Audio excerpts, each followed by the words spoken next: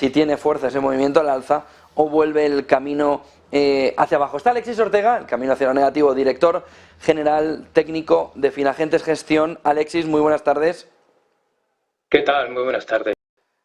¿Cómo ves la fotografía? ¿De verdad hay riesgo? ¿Ese pánico está fundado en una posible caída o lo que quiebra, intervención de Credit Suisse, o lo que va cogiendo cuerpo es que UBS u otro banco suizo se haga con la ficha? Bueno, desde luego hay bastante de pánico, pero la pregunta ahora mismo es si el pánico es razonable o no es razonable. ¿Qué capacidad van a tener los bancos centrales como para parar el pánico irrazonable? Y porque prácticamente el pánico razonable obviamente no lo van a poder parar. Y el problema que nos estamos encontrando ahora con los bancos centrales es que les toca ahora la parte negativa de su trabajo.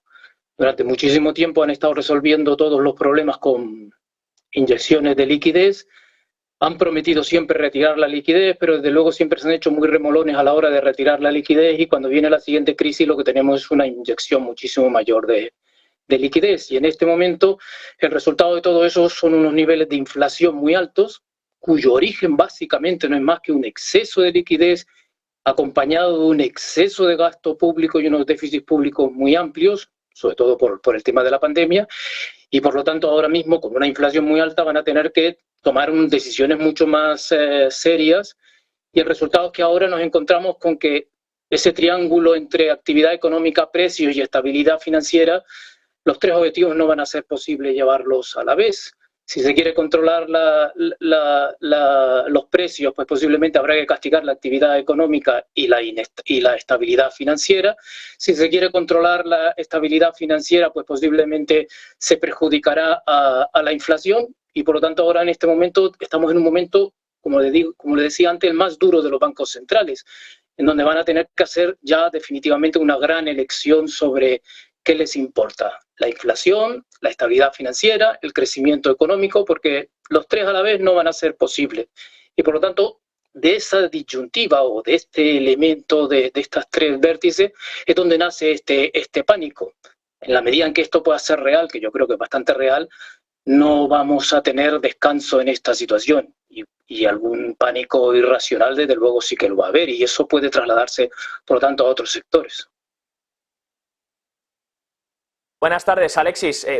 Esto que comentas es muy interesante sobre lo del tema del Banco Central Europeo y la FED, que tienen próxima reunión de tipos. Y claro, ha dicho usted, no pueden elegir todo no pueden tener, o crecimiento económico, o bajada de la inflación, o aguantar el sistema, ¿no? Que ya vemos esa primera capitulación de la FED rescatando a los depositantes no asegurados de Silicon Valley Bank y dando también esa ventana de descuento al resto de bancos. Mi pregunta es, ¿qué podemos esperar de la próxima reunión? ¿Será la más importante de los bancos centrales? Porque de todo el último año, posiblemente la que ya se cometió un error fue en 2021, pensando que esa inflación era transitoria, pero ahora esto podría marcar una gran diferencia para los próximos años. Podría cometerse un gran error otra vez. ¿Qué cree? ¿Cuál es la tesitura de Powell y Lagarde de cara a, si no suben, cuál es la confianza que les queda?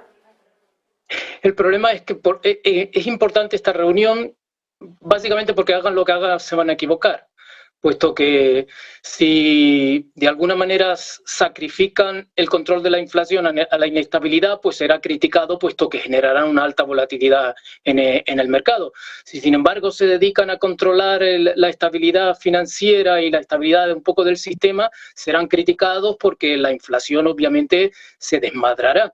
Con lo cual yo creo que la importancia de esta reunión viene por el hecho de que no es una reunión en la que se pueda ganar, es una reunión en la que prácticamente van a perder todos ellos. Por eso destaco desde el principio que esta es la parte más dura de todo el trabajo. Soltar dinero siempre ha sido relativamente fácil, retirarlo mientras había una inflación relativamente corta, pues se hizo, pero muy moderadamente, y ahora con una inflación muy alta es que no se puede dejar al margen el control de la inflación, y por lo tanto ahora va a ser difícil, puesto, como le decía antes, cualquier decisión que toman va a ser una decisión errónea. ¿Qué le ha parecido también, Alexis, esos datos que hemos conocido, tanto la inflación del productor, que en Estados Unidos ha salido bastante por debajo de lo esperado, casi un punto porcentual por debajo de lo esperado? Ya tenemos, de hecho, la inflación del productor por debajo de la inflación del consumidor, lo cual empezaría a revertir hacia mejores márgenes para las empresas, entiendo. Y, por otro lado, las ventas minoristas, que sorprendían al alza en enero, donde teníamos vuelta al uso de tarjeta de crédito, mucho consumo en enero, por encima del 3%, y ahora las ventas minoristas cayendo superior a lo esperado, en el menos 0,4%.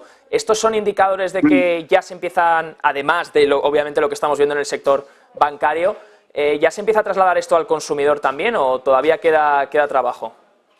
Hombre, obviamente, no, yo creo que todavía queda trabajo, pero obviamente toda la subida tan radical que ha habido en los tipos de interés ha tenido que tener algún efecto tanto en la actividad económica como en la inflación. La verdad es que me da la impresión de que la inflación todavía le queda algo de recorrido, yo creo que no está del todo controlado y bajarla al 2%, que ese recordemos es su objetivo, va a costar muchísimo trabajo. Y las ventas minoristas en general vienen prácticamente, creo que alrededor de unos 6 meses en una situación de estancamiento, ¿no?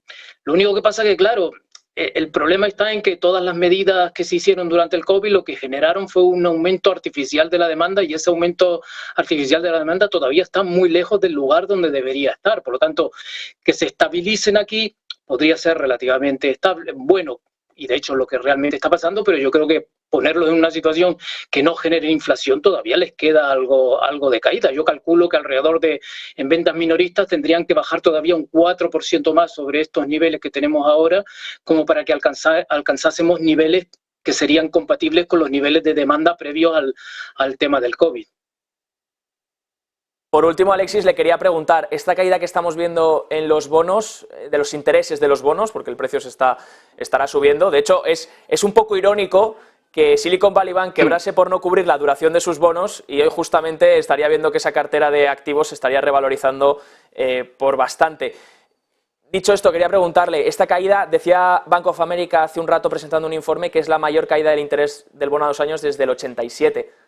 Hablamos de, claro, el mercado lo está viendo, ¿no? Los intereses caen descontando un pivote, pero los intereses no estarían descontando también otra cosa más problemática, cayendo en esa magnitud. Y sobre todo, ¿a cuántos hace daño esto? Porque por un lado hemos visto las quiebras, a quien ha hecho daño la subida de intereses. Esa cartera hold to maturity que tenía Silicon Valley Bank, luego ya podemos entrar en si los riesgos no estaban cuidados y demás, pero claro, ¿a quién hace del otro lado daño también? Toda la gente que estaría corta bonos pensando que la Reserva Federal tenía que todavía, o el Banco Central Europeo, subir todavía bastante más los tipos de interés. Sí, en cierto modo. Quizás me centraría yo mucho más en lo que pueda estar detrás de esta caída de la rentabilidad. Desde luego lo que el mercado en estos momentos está interpretando es que la Reserva Federal, de alguna manera, no va a poder cumplir su último discurso.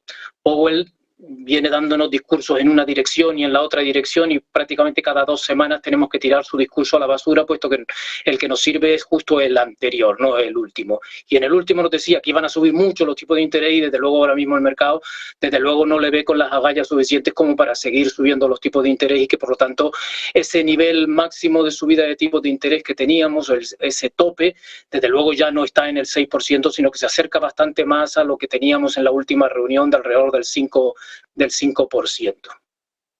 Veremos, Alexis, con qué nos sorprende la Reserva Federal, que de hecho esta próxima reunión de marzo también tenemos actualización de esas proyecciones financieras que comentabas. Te doy las gracias por haber podido entrar con nosotros, habernos puesto al día. Alexis Ortega, director general técnico de Finagentes Gestión, muchas gracias, que tengas buena tarde. Muy buenas tardes. Y nosotros